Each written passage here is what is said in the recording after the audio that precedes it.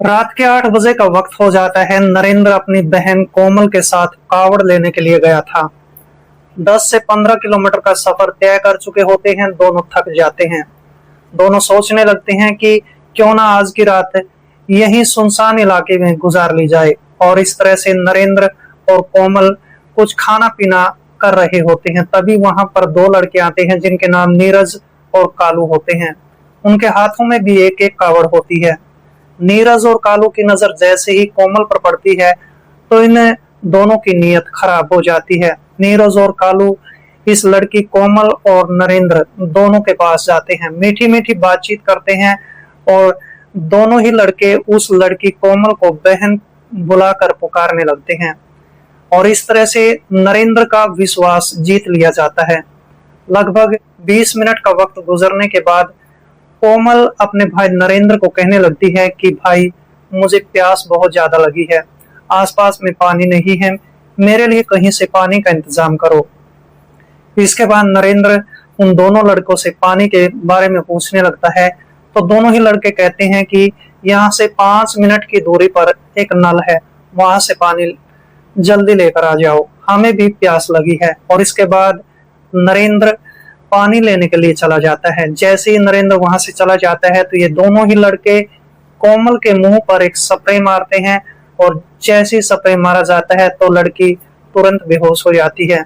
इसके बाद नीरज और कालू ये दोनों ही लड़के इस कोमल को एक झाड़ियों के पीछे ले जाते हैं।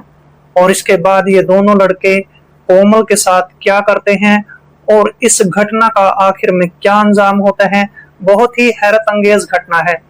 दोस्तों, घटना में आगे बढ़ने से पहले बस केवल आपसे वही एक रिक्वेस्ट है कि आप अपने इस चैनल को सब्सक्राइब कर ले, वीडियो को एक लाइक कर दे। दोस्तों, जहां कहीं से भी आप हमारी वीडियोस को देखते हैं, आप अपना प्यारा सा नाम और सिटी का नाम कमेंट बॉक्स में जरूर लिखें। नमस्कार दोस्तों, मैं कुलदीप राणा। आज की हमारी घटना की शुरुआत होती है उत्तर प्रदेश के रामपुर इलाके से। और इसी रामपुर इलाके में रहने वाली खूबसूरत 18 वर्षीय लड़की जिसका नाम कोमल होता है। कोमल ने अपनी 12वीं की परीक्षा पास कर ली थी।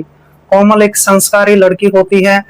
पढ़ाई लिखाई 12वीं तक ही हुई थी, इसलिए वह अपने घर पर अब सिलाई कढ़ाई का काम करना शुरू कर देती है।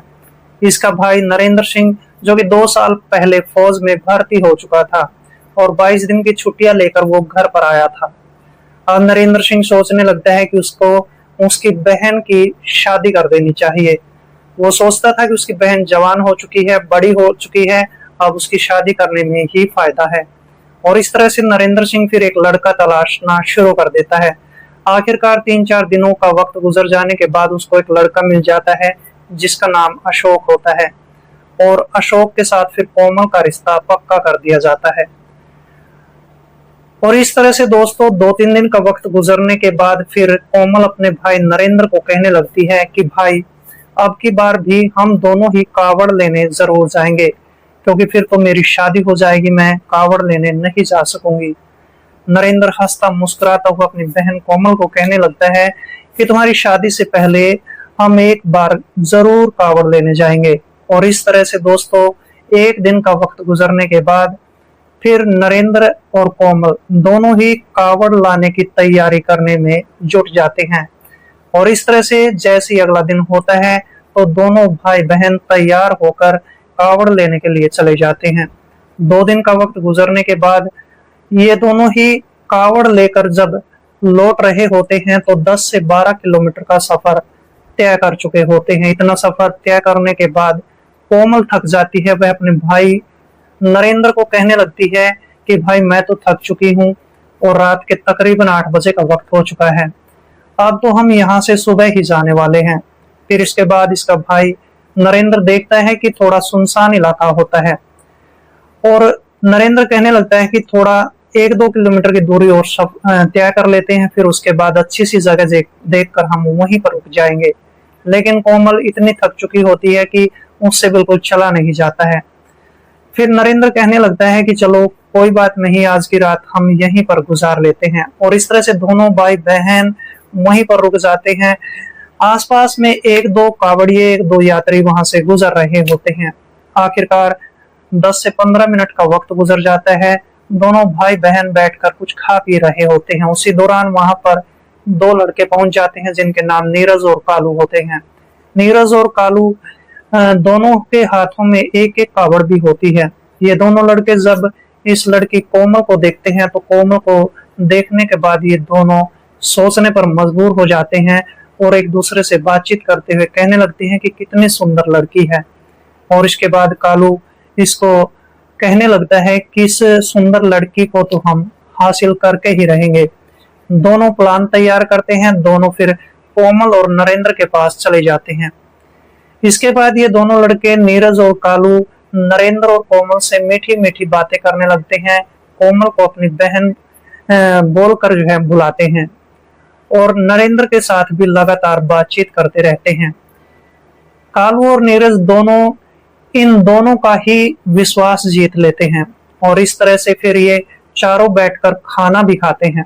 खाना खाने के बाद 15 मिनट का वक्त गुजरने के बाद नरेंद्र की बहन कोमल नरेंद्र को कहने लगती है कि मुझे बहुत ज्यादा प्यास लगी है, कहीं से पानी का इंतजाम करो।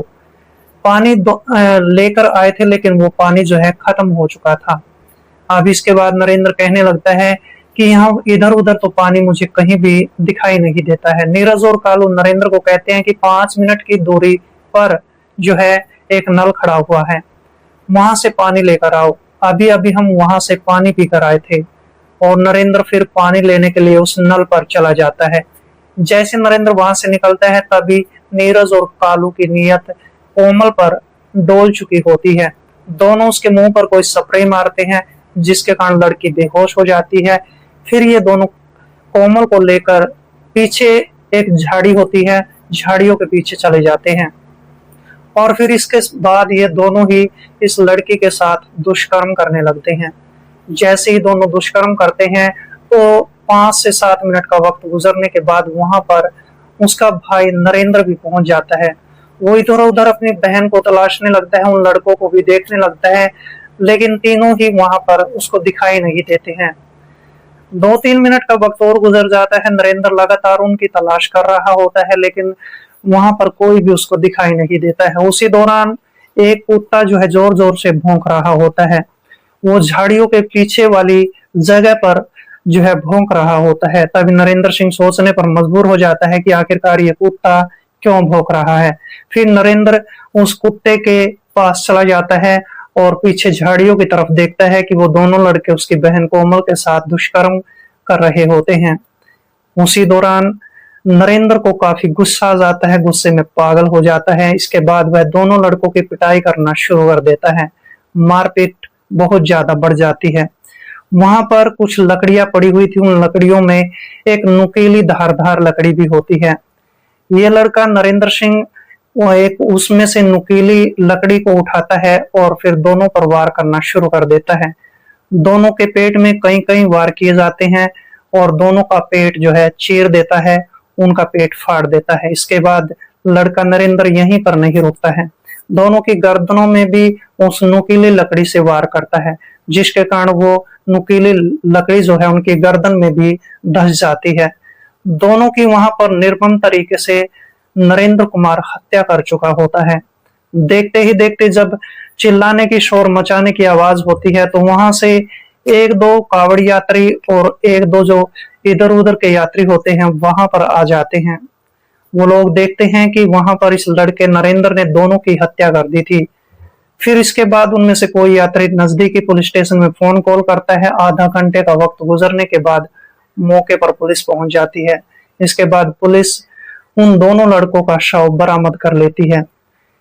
फिर इसके बाद इस लड़के नरेंद्र को वहां पर गिरफ्तार कर लिया जाता है, पुलिस स्टेशन में ले जाया जाता है, इससे पूछताछ की जाती है। नरेंद्र अपनी पूरी कहानी पुलिस के सामने बयां कर देता है। फिर इसके बाद पुलिस इन दोनों लड़कों के बारे में पूछताछ करना शुरू कर देती है। जब पुलिस पूछताछ करती है तो पुलिस को पता चलता है कि ये दोनों लड़के नीरज और कालू एक दिन पहले किसी गांव के अंदर एक दुकान में चोरी करते हैं। वहां से 1 लाख रुपए की नकदी चोरी भी की जाती है, ढेर सारा उस दुकान से सामान भी लूटा जाता है। ये सब करने के बाद उस गांव से भाग जाते हैं और भागने के बाद ये कावड़ यात्रा में नकली कावड़िए बनकर शामिल हो जाते हैं। और इसके बाद तीसरी रात में नीरज और कालू इस घटना को अंजाम देते हैं। और फिर दोस्तों जब पुलिस के सामने इस पूरी कहानी का भेद खुल जाता है तो पुलिस इस लड़के नरेंद्र के खिलाफ एक चार्जशीट तैयार कर लेती है। इस लड़के पर एक मुकदमा दायर कर दिया जाता है। आखिरकार 11 महीने का वक्त गुजरने के बाद 28 जुलाई 2018 को नरेंद्र को जो है उम्र कैद की सजा सुना दी जाती है। और इस तरह से नरेंद्र और कोमल का हंसता खेलता परिवार वहां पर बिल्कुल बर्बाद हो चुका होता है।